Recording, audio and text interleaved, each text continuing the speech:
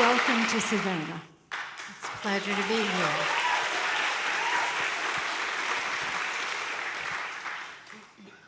We're delighted to have you. There's a lot of students and guests that are here eager to learn about your career, the beginnings, what you're doing, and what's happening. And we know all the iconic pieces that you've had, but I want to start at the beginning because what is it that really got you? You have a background where you grew up with a lot of creative with your mom. I think we all can credit our parents or mothers or whoever was that influential person in early development. And I thought my mother was a little strange, and she was so different from everyone. And she was extremely creative. There wasn't anything she couldn't do. And I didn't realize that everybody else's mother wasn't like her. And so I understood very early on that anything was possible because that was just her behavior. She could do everything brilliantly, but she was different from everybody else's mother. So I started to kind of get anxious about that. And then soon enough, I realized I was blessed, and I was glad that she wasn't like everybody else's mom. So now you appreciate that all the more. I am very appreciative. And I think that I'm so different, but I'm not as talented as she was, but I certainly am very much like her behavior. So when you look at your moms and you go, oh my God, you're looking in the mirror. I'm just telling you, it's gonna happen. It's gonna happen. So you were in the public school system. I read an article where they called you the pride of the public schools, which is really lovely because of the work that you've done. But you didn't go to school for fashion design. No, I was very lucky to actually, for some reason, be able to strategize while I was planning on what high school I was going to go to. My mother became a single mom when my father died, and she said, this art stuff, I can't afford it. You need to learn how to type, and that's what you're going to do. And I was like, not going to happen. So I knew that I couldn't get into the really good high schools, so I found an art high school that was in a not so good neighborhood, and it was really tough, but I thought for sure that I could graduate top of my class if I could manage to survive in that high school. And I did, and I got scholarships and grants, and I learned, it was an all-girls school, so I learned that I could do fashion, I could draw the human form because we had live nude models in a high school, can you imagine? And I was fascinated with human form. Michelangelo was your my guy. god, and that's what I wanted to do. I also got a scholarship to FIT. And I hated FIT because when I went to FIT, it was Mad Men time, you know, with the cone bras and girdles and stockings. And I was so out of sync with that. My personality, I couldn't pull it off. And all the girls in FIT, literally, I'm not teasing you, gloves, hats, handbags, matching, and I was like, this is so not working for me. And I really didn't like any of them. And I stayed quietly to myself, and I did illustration. And I loved fashion illustration. My first job was an introduction into what the fashion industry was all about. When we think of New York in the 60s, we don't think about the hats and the stiffness, and even the editors would go into fashion shows wearing hats and gloves. Yeah, it was hard to understand that a woman had to wear a garter belt and a girdle and stockings. I mean, it doesn't even feel like part of my memory bank that that's what I had to do. And Fortunately, the 60s were split in half. The first part of the 60s was this Mad Men kind of persona. The second part of the 60s, well, was the revolution, the change, saying no more of that. And fortunately, I was there at the beginning of it, and I discovered that, in fact, I did love fashion, and I fit that perfectly, but I did not connect to the early 60s part. So the 60s part that you did experience was when you went to work for the airline. Yes. And you were going to London for $29 round trip? Yes. Round trip, $29? Yeah. So I graduated from FIT, and I'll tell you about my first job interview, yes or no? Yeah, so I was very excited because I actually had a really good portfolio. I had an instructor, Anna Ishikawa. I will never forget her. She was mean and tough and never gave you a compliment, and if she did, there was a white noise and you sort of went into shock. And she gave me a compliment. And do any of you know who Antonio Lopez is? Okay, you should look him up.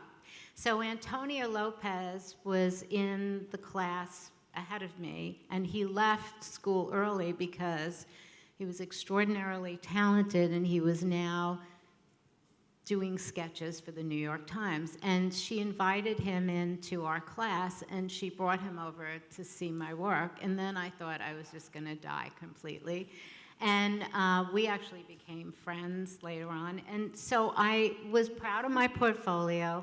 My first job interview, my mother, get a job, help me pay for food and the rent, get a job. So I was like, okay, I gotta get a job. So I go off, I looked at my portfolio 100 times before the interview. I planned what I was gonna wear 3 times over. I go into the garment industry. I don't know if any of you know what that means, but I go into the district, and there's a guy with his feet up on his desk. He's eating a tuna sandwich, and he said, "Young lady, put your portfolio down over there. Come here and turn around for me." And I was like, what did he say? I don't know what to do. My mother's voice, oh my God, what am I gonna do? And I turned around, and I was so humiliated and embarrassed. I ran out crying with my portfolio, and I never went back to the garment district again. I never told that story again until 5 years ago. I tucked it away, but that horrible experience led me to say, okay, I don't want to work there. I'm going to travel. I got a job at Northwest Orient Airlines in the office selling reservations, and I was on a computer. It was sort of like Apple at the time. Working at the airlines was a big deal, and they had computers. So here I am in the 60s working on a computer at an airline and traveling to London every weekend for $29 round trip for 4 years. I was the luckiest person in the world. I had chills every time I landed in London. I saw the emergence of this revolution. The first day I arrived in London, I stayed at a boarding house just off King's Road, and I saw everything was gray. The city was gray, people wore gray, it was gray. And I saw this bolt of color in one spot on King's Road, and I was like, what is that? And I heard this music that I'd never heard before. And every weekend, there was more color, and before you knew it, that gray just disappeared, and it never returned again, and that revolution just covered the world.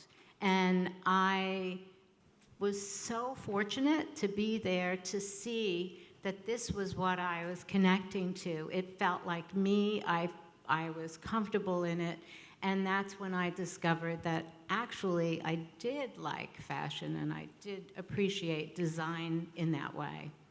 So that boutique experience, all those cool boutiques, the places like Granny Takes a Trip and Gear, you thought about doing that then and bringing something like that back to New York City, and it was your own. So what I was doing, I made $80 a week at the airlines.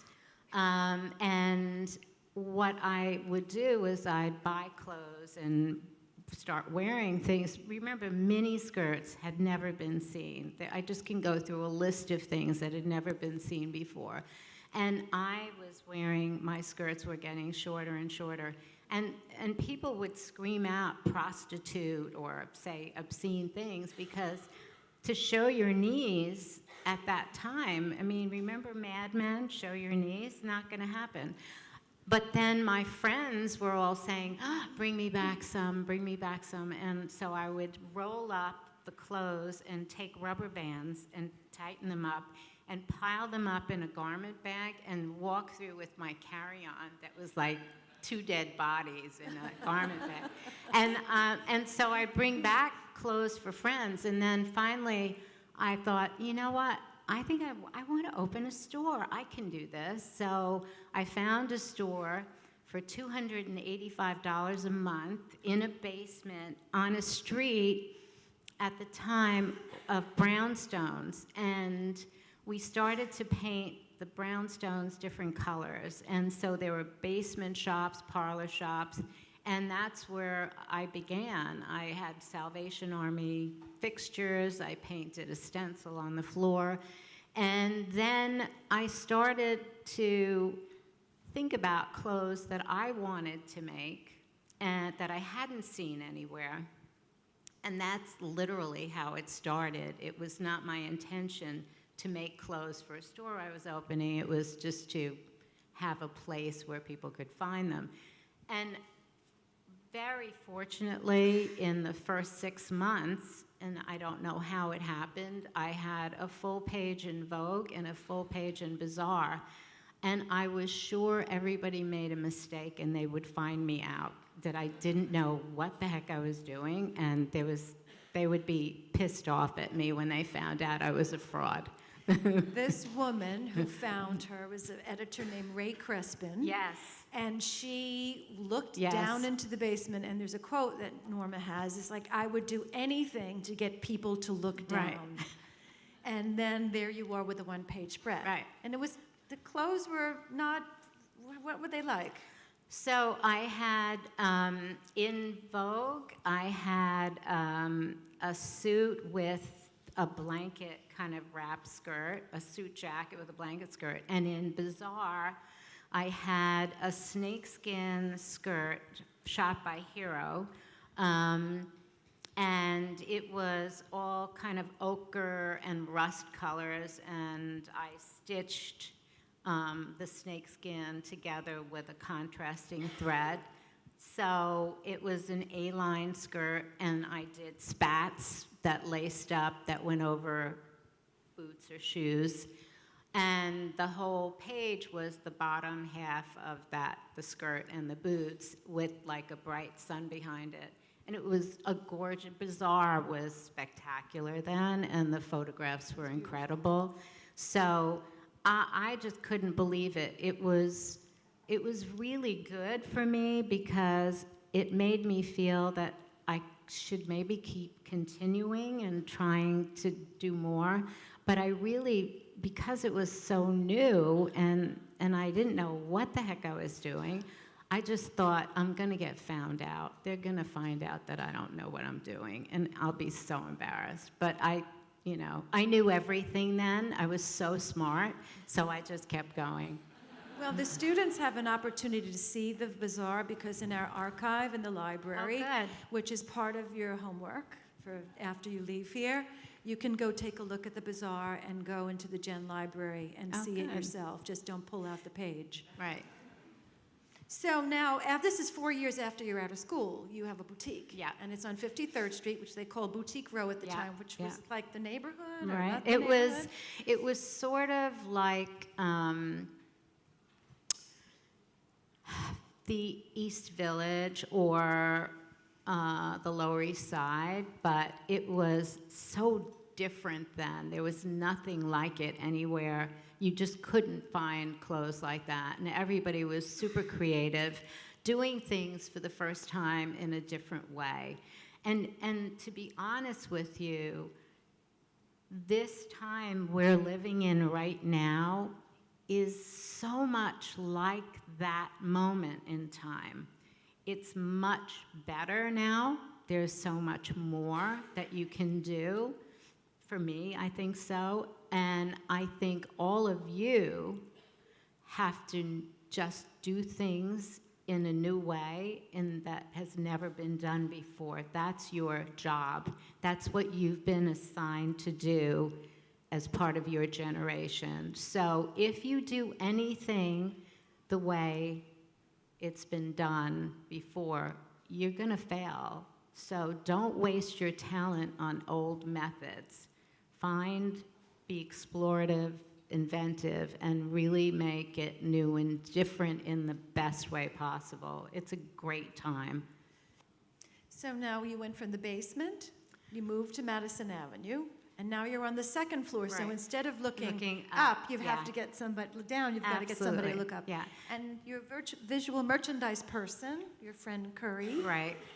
Oh, you did a lot of research. Tell us what. I really love to do the research. Tell us about that.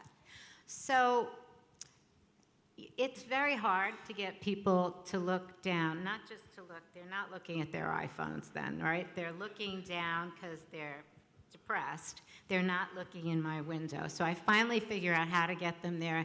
Then we were able to move to Madison Avenue on the second floor. So I had to get everybody to look up, and that was another challenge. So my very good friend, Robert Curry, who was brilliantly talented and just an amazing, fun guy, decided that he had some ideas for getting people to look upstairs. So he decided, he said, what's the theme for this window? And I said, I'm doing these work jumpsuits. They're all cotton with zippers, and so that's the feeling. So he went out and borrowed some Con Edison pieces from the street, like the big, those big funnel things that the smoke comes through, and barricades and all kinds of things. And I was sure I would be arrested in no time. But so he kept coming up with these great window ideas. And at the time, there was a great energy in New York. This was the 70s, and fashion, I think, if I really am clear-headed about it, I think fashion was now at its peak. And designers like Halston and Calvin and Ralph and everybody were just coming and coming to this sort of new idea of a fashion designer as a brand. And so windows and window displays were an art form. And they were really, the city was so full of creativity. This was before AIDS. And so the population of gay people in the industry was just filled with talent and taste and style. And that moment in time was extraordinary. So this window art was sort of competitive too. It's like, who had the best windows? And so I was rocking with the windows, and Bob was like, we really had great windows. And then he started to do more and more of it. And he actually spent a lot of time working with Richard Avedon. You guys know who Richard Avedon is? If you don't, please look him up, because I'm just saying, I don't know. But he's really did a lot for Abaddon and worked with him creatively too. Now, at this time, the 70s, things are percolating in your head, and when we hear sweats and parachutes and sleeping bags and sneakers, we don't know anything until Norma Kamali takes this, appropriates this fabric, and is transformative. You transformed these garments into something else. So, which is the parachute? Just little snippets of stories, because we could be here all night just talking about that, and the high-heeled sneaker. So the parachute is the longest story, and it's a good story. So you have to tell it. Okay, so I'm Sarah's on gonna Madison cut me off when I Avenue. need to get All right, going. I'm on Madison Avenue, and Halston's Palace was on the corner of us 1 block away, and he had an assistant whose name was Victor Hugo, a creative assistant, brilliant talent, and he and I were very good friends. And he would come and hang out in my store, and so he knew everything I did. He knew every new design I came up with, whatever was going on. So one day, I see the cover of Time magazine, and my swimsuit is on the cover. However, it says Halston, and I was like, I was so hurt that my friend, because I knew it was Victor who made that happen, sort of betrayed me, and I was devastated. And the next thing I know, Victor is calling me, he's coming, I owe you, I'm so sorry. And Women's Wear was doing these things. This is Norma's swimsuit, this is Halston's. It was like, became page 6, like this whole thing about the swimsuit. And so I didn't say anything. I didn't show anger to him. I just was so sad. And he said, I owe you big time. He said, Halston's going to be away this weekend. I want you to come to his house. I have a surprise for you. So I said, I'm not going. And he said, no, you have to. So I went, and Halston's house, by the way, was just spectacular. If you can see a picture of that, it was just beautiful. And so it was a brownstone with the whole center cut out and balconies. So Victor went up on the first balcony, and there was a big ottoman beneath the balcony, and he said, sit there and close your eyes. And he dropped a parachute on my head. And he said, I know you make things out of everything. I know you're going to do great stuff with this, and I hope this makes it up for you. And it did big time. That's a great story. So that's why. That was a long story, but that's a good one. It's a good story. Sleeping bag. Camping with my friend Bob and a whole bunch of people, and it was cold in the middle of the night one night, and I had my sleeping bag in the tent, and I just had to go out in the woods, and I brought my sleeping bag with me, wrapped around me, and I thought, why aren't I making a coat out of this? So I went back home, and I cut up my sleeping bag, and I made a coat, and actually, that pattern I made then, I used every piece of the sleeping bag, not one piece of waste. That pattern is literally the same pattern I use today. I still make the coat. I haven't stopped making the coat.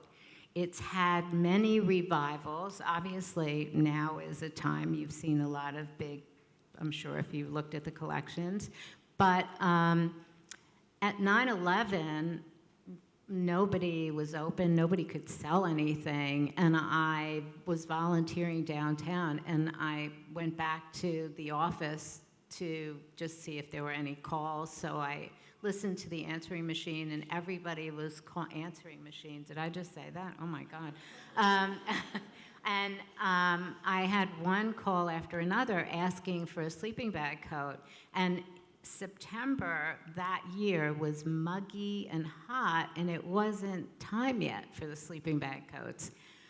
And I called everybody back to work. I got my factory in Brooklyn back up and running, and I said, we're going to make coats. I don't know why people want them. And then I started to realize so many people were in hotel lobbies, couldn't leave the city. And I think there was a cocooning effect of sort of a safe feeling. And so I made sleeping bag coats out of any fabric possible. And we did them very quickly, and we sold so many then, and I think it was more of a psychological safe place for people. Yeah. Sweats. I did a collection for my swimwear, and whenever I love swimming, and I spent a lot of time swimming as a kid, and I always would put on a gray sweatshirt from the Army Navy store, which is basically the only place you saw a gray sweatshirt, or on a campus. And I thought, you know what? I'm going to get gray fleece and make cover-ups for swimwear. So I was making the cover-ups, then I made a gown, then I made a suit, and before I knew it, I had like 36 pieces, and it wasn't just cover-ups, it was dresses, tops, pants, evening gowns, everything. And I just knew that if I put it in my store, somebody would copy it and I wouldn't own it. So I called Women's Wear and I asked them for help. Like, what do I do? This was before anybody even really knew Norma Kamali outside of the city. And I said, I need to do this with a professional company that can really do this and protect me. Intellectual property. And so I had a meeting with Sydney Kimmel from Jones Apparel, who was a pretty big deal at the time. And he said, I was told that I should see this collection and make a deal with you. And I said, well, you can't see the collection. And he said, why not? I said, because I don't know you. I had no idea what I was talking about. I asked some friends what you do when you are going to do a license agreement. And I had my little notepad with notes of what I wanted. And so everything I asked for naively, he said yes, yes, yes. He had in his mind already because Women's Wear had seen it. And so we signed an agreement 2 weeks later. And that relationship put me on the map internationally. And nobody was wearing sweats then. Nobody was thinking about casual dressing then. Everybody was dressed up all the time. And so it was on the wave of the feeling to be more casual. It's hard to imagine that right now, that people were always dressed up, but you know, if you got on a plane, you got dressed up. You would never think about being comfortable or wearing sweats. And if you could ever find a real vintage piece, it's a treasure because we wore that stuff until it fell off our bodies. I can tell you right now. Yeah, it was very funny. Now, the most iconic, I think, and you talk about swimwear, let's talk about the swimwear because the swimwear has put Christy Brinkley on the map. Farrah Fawcett, certainly, she wore the swimsuit that is now in the Smithsonian Institution, worn by Beyonce and Rihanna and J-Lo. This tiny little piece of fabric takes such precision, and you've said that you're the best swimwear pattern maker in the world. I said I would compete. First of all, I started my business not knowing how to make a pattern or how to drape or I had no technical skills. And I hired pattern makers who just took advantage of me. They knew I didn't know what I was doing. And I thought, I can't be taken advantage of like this. I need to learn how to do this. And I didn't have time to go to school to do it then. I had a business. So I learned from them. And I love making patterns. It's so meditative to me. It gives me such pleasure. I come in to work every morning at 6 o'clock so that I can have 2 or 3 hours without anybody talking to me so I can do design and pattern making. I wouldn't give that up. And so I'm pretty good at doing swimwear patterns, and I'm better than any of the pattern makers I've ever hired to make swimwear. And I've met and worked with other swimwear pattern makers through collaborations I've done. And I feel confident, I have been doing this for a few years, I feel confident to say that I would challenge any swimwear pattern maker in the world. And so, yeah, I do. Let's go. All right, come on. So now we see these musicians and these ladies that are wearing your clothes, but even as far back as the 80s, your clothing resonated with the music people and rock stars, and you talk about that. There's a beautiful quote that was in, it's a long title, The New York Times Guide to the Arts of the 20th Century. And you say that music and fashion have a lot to do with the same tempo. I love that quote. Yeah. What do you mean by that? Well, I think there's an energy. It's almost like every decade there's an energy, and there's a tempo, there's a movement, there's a beat, there's an energy through music and fashion. Music and fashion touch people emotionally and sort of in a psychic way. And so what you wear makes you feel a certain way. Music makes you feel a certain way. Film does, but it's not connected. It's not in you. And so I think that there is something about the connection of music and fashion that not only define a decade or a period of time, but affect people emotionally in the same way.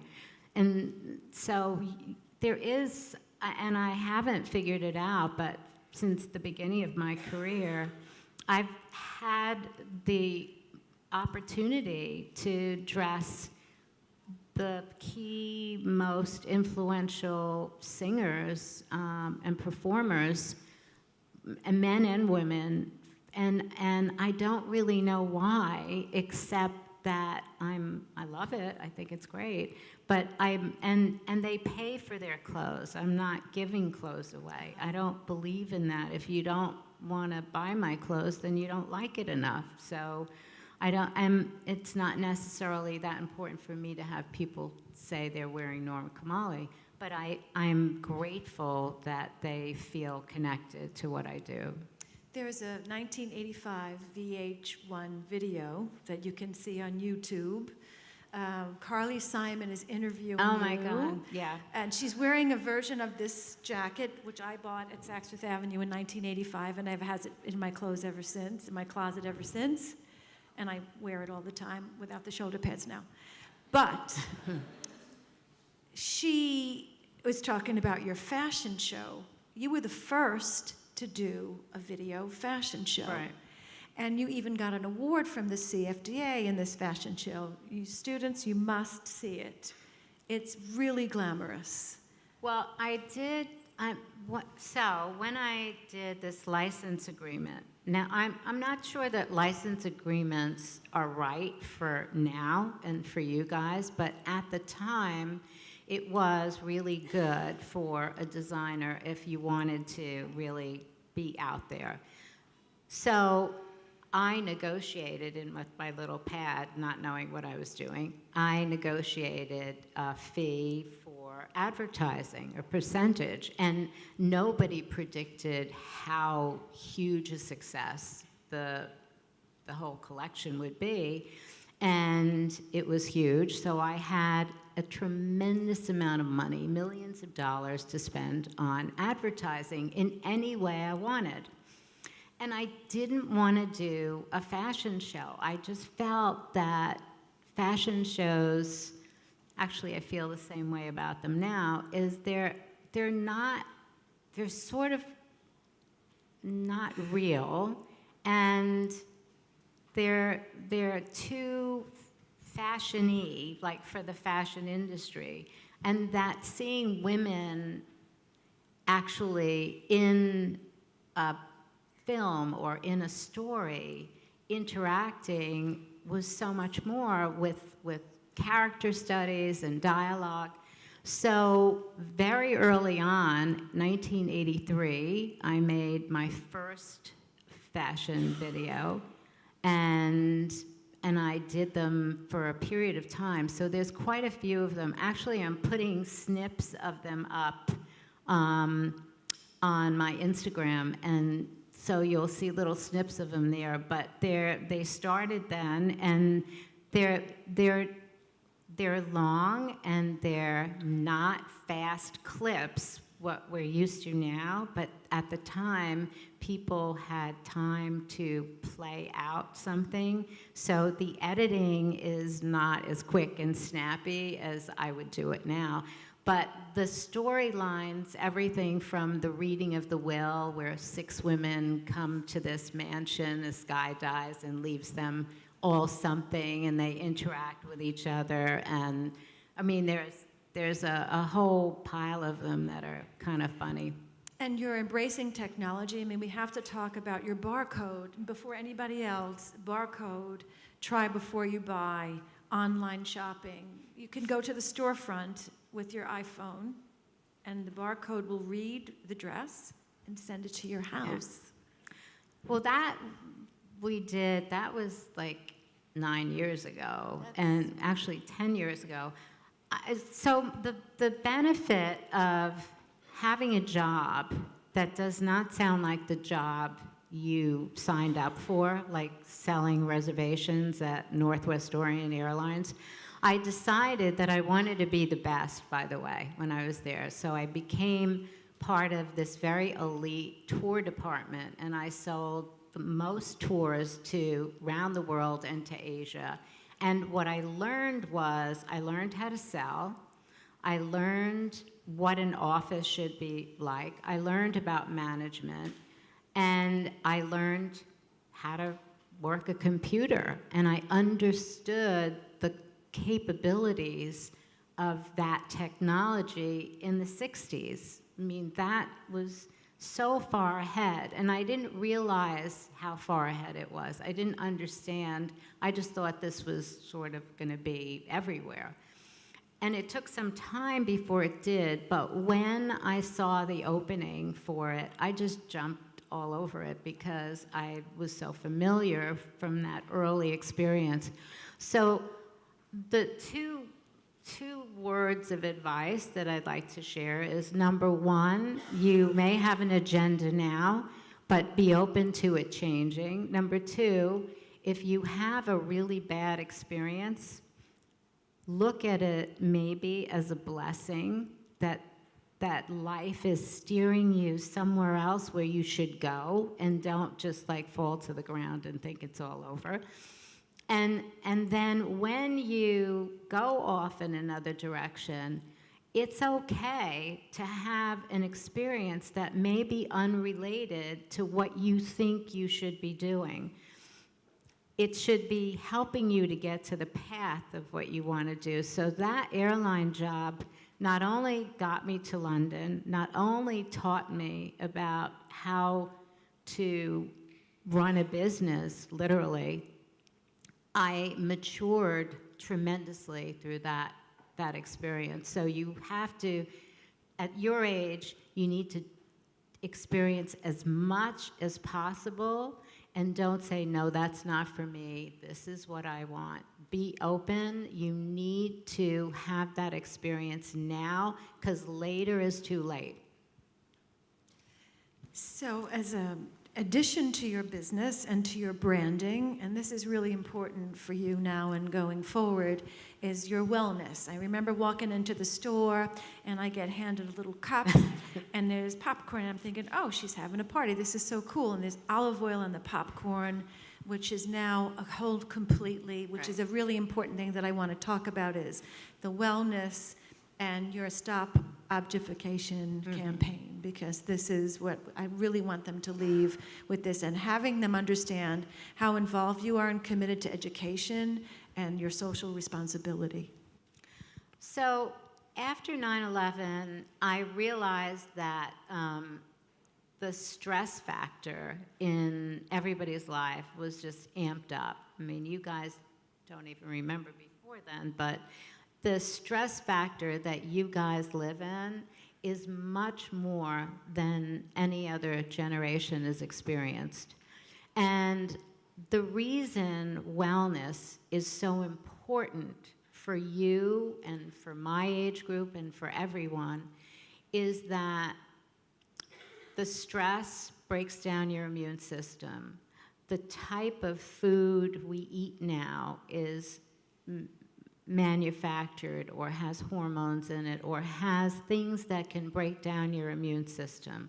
The quality of the air, the environment we live in, the technology we live with is breaking down your immune system. And so my thought was, I need to create a wellness environment that built up the immune system, that supported and protected the immune system.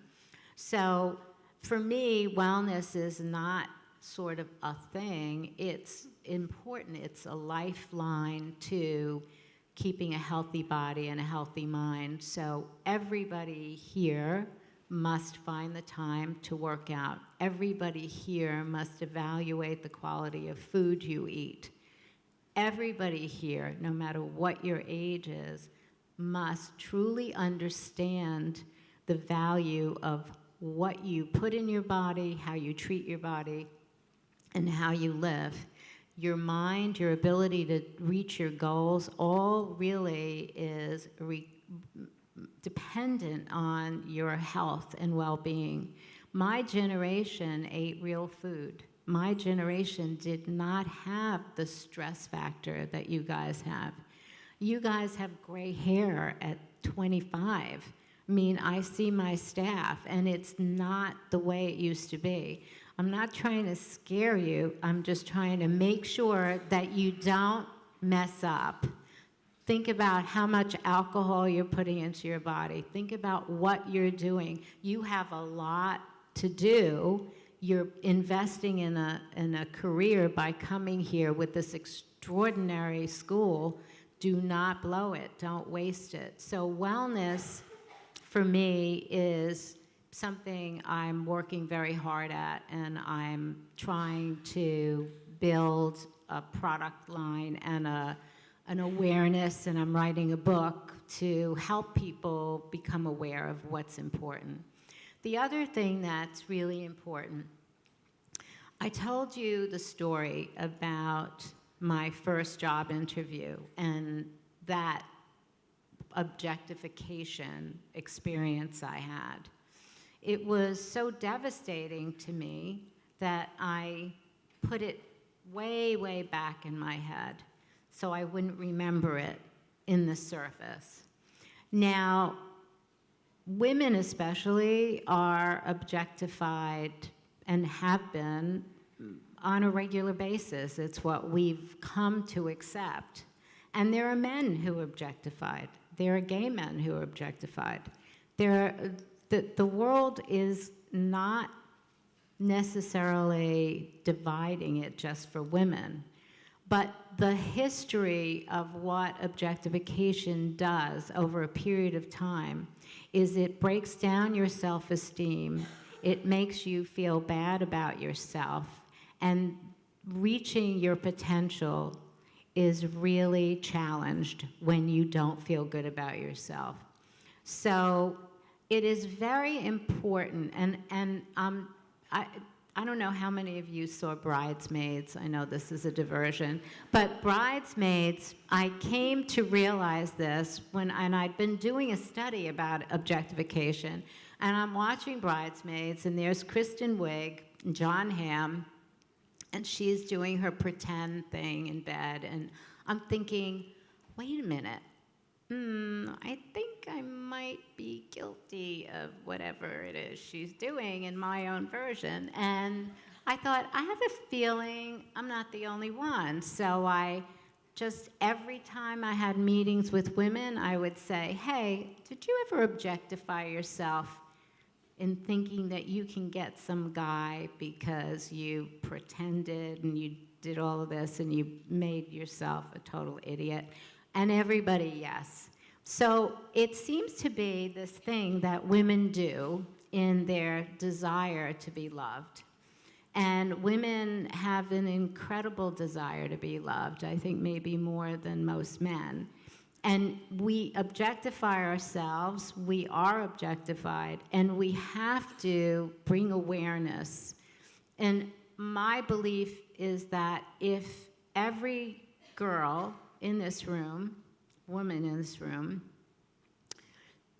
told her father about an incident she had, either with a boyfriend or any situation, a job interview, whatever it might be, and brought awareness to her father, who loves her and doesn't want any pain for her daughter in that way, his daughter in that way, he then will become an ambassador and tell the story about why men should not do that to women or treat women that way. And I think people like Obama, who has 2 daughters, if he knew and could hear experiences his daughters might have and share that, and more men talk about it, this awareness could actually be very helpful. And like I said, it's not just women, but it is something women experience because from birth we are defined by the way we look. We're treated in a different way. So bringing awareness and making objectification something that does not have to be an experience every woman around the world experiences. So there are different types of objectification, from sex slavery to a job interview that was painful. We've all had it. We need to talk about it and share your experiences with one another, so you talk about the ones that you're hiding. If you share and get it out of your system, it's sort of like freeing yourself of something that may be taking you down emotionally. And then finally, I think there are so many big changes going on right now in our world, and everything is moving very quickly.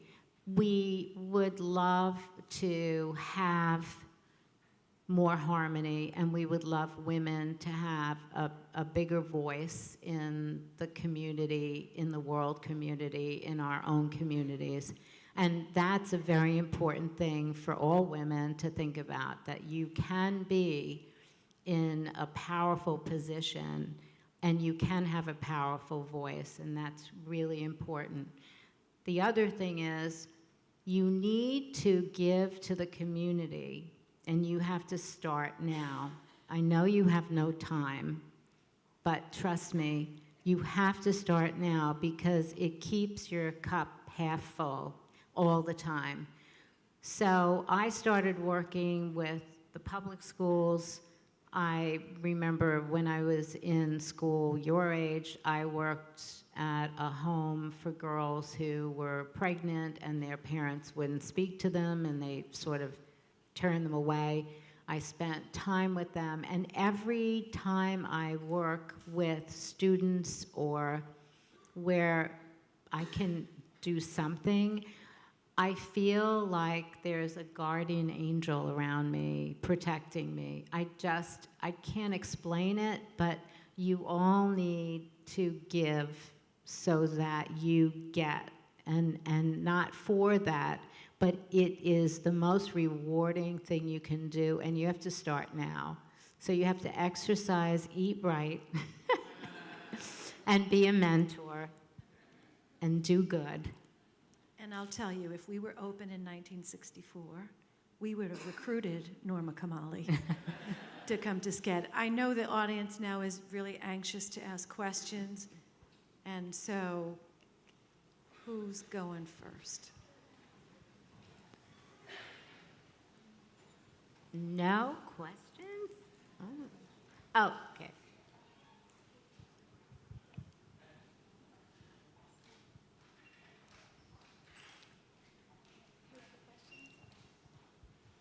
Hello. Hi.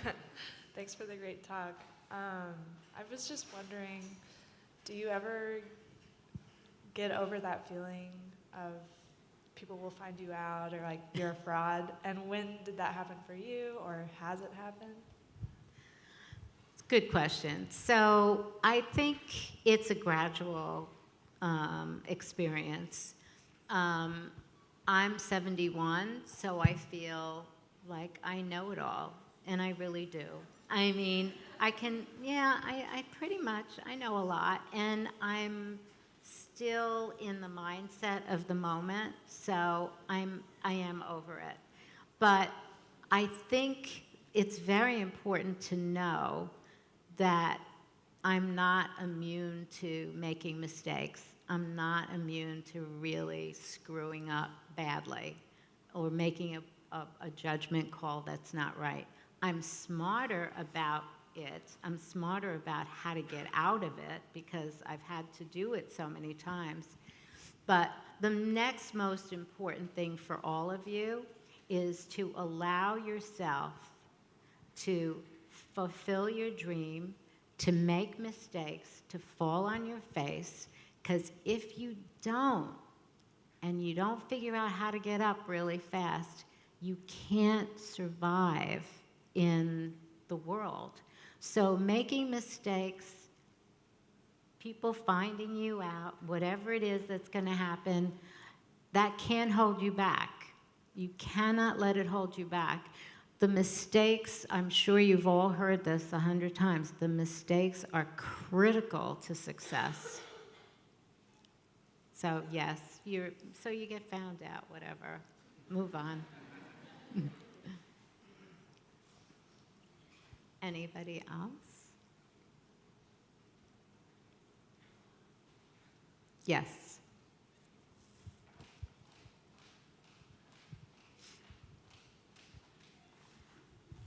Hi.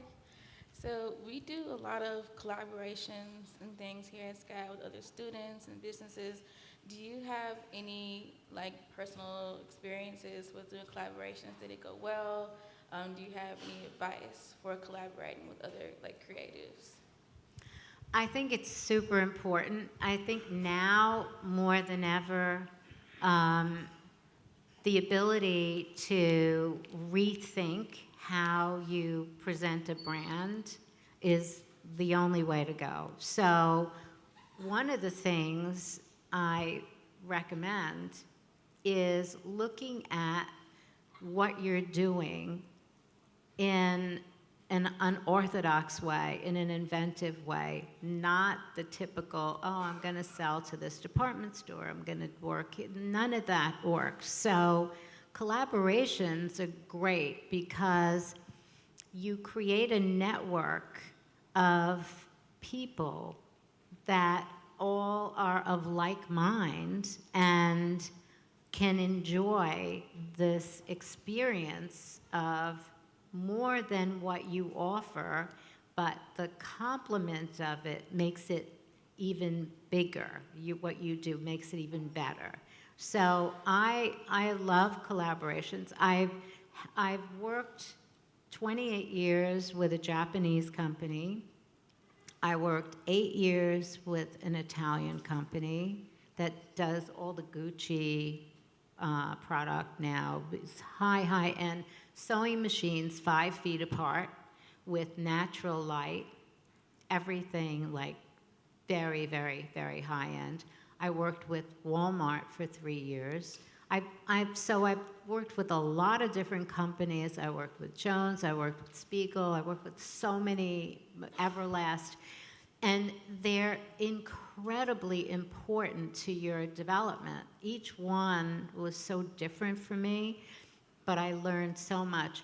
Probably my best learning experience was Walmart. I'd never been to a Walmart, and they're wanting me to meet with them, and I'm thinking, you have the right person? I'm like, I don't even know what a Walmart looks like.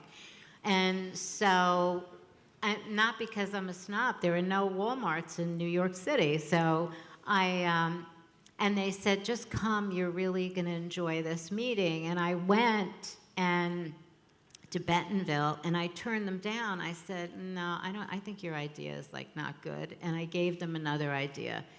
So 2 years later, they contact me and said they want to do my idea. I learned how to make beautiful clothes, literally, beautiful clothes for under $20. And how could I do that? Well, 600,000 units per garment. You can get fabric you want. You can do those things. But I understood that I could do a little black dress, I could do a white shirt, I could do a black pant with a great fit, I could do clothes that you could wash and clean and look good. And so I saw it as I was making classic designer clothes for moms who were coming to the public schools and wouldn't go to parent teachers because they were embarrassed by their wardrobe, or teachers who looked like they just got out of bed, and thank you very much, these students need respect, dress nice. So I made it my thing that that's what I would do with Walmart. And I learned a whole new language, and it was incredible. So that led me to do other things. So collaboration, very important, whether you're doing it with each other or with other brands. I say be as open, in fact, initiate the idea, be persistent about making it happen, and then enjoy the process. We have time for one last question.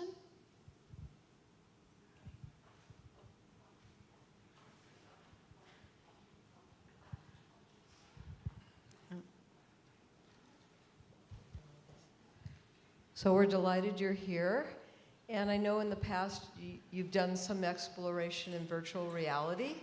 And I'm just wondering, do you have any plans now that virtual reality is more on the consumer level? Do you have any plans to explore it or produce fashion shows in virtual reality, or what do you think?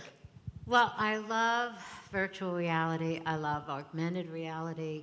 I think the possibilities are going to become bigger and greater. I am not a fan of fashion shows. I know it just makes everybody crazy when I say it, but I think it's so old-fashioned. I just can't live through it. Don't forget, I had years and years of fashion shows. You could get a little bored and tired. I guess it's exciting for you guys to do them, but I do believe virtual reality in the next 3 or 4 years is going to appear as something very new and very different. I'm actually I'm involved in an abstract way of this business that does virtual reality and augmented reality, and I had some ideas that I gave them, not fashion related at all. So I am, in this very quiet other way, involved in it. I think the idea of how people shop right now is very important to evaluate and reinvent. And then once we sort of climb this little hill we're going, big hill, right? Big mountain we're going through. Then there'll be a place for it. I think just to do it to get like the buzzword is not right now. But I'm obsessed with technology. So yes, it definitely will be a part of my future. Did you have a question? I feel bad. Fine. Okay. So I think this was an incredible night of information, of passion, information for our students, learning lessons, life lessons, and things for them to look forward to do. And we can't thank you enough. Thank you, guys.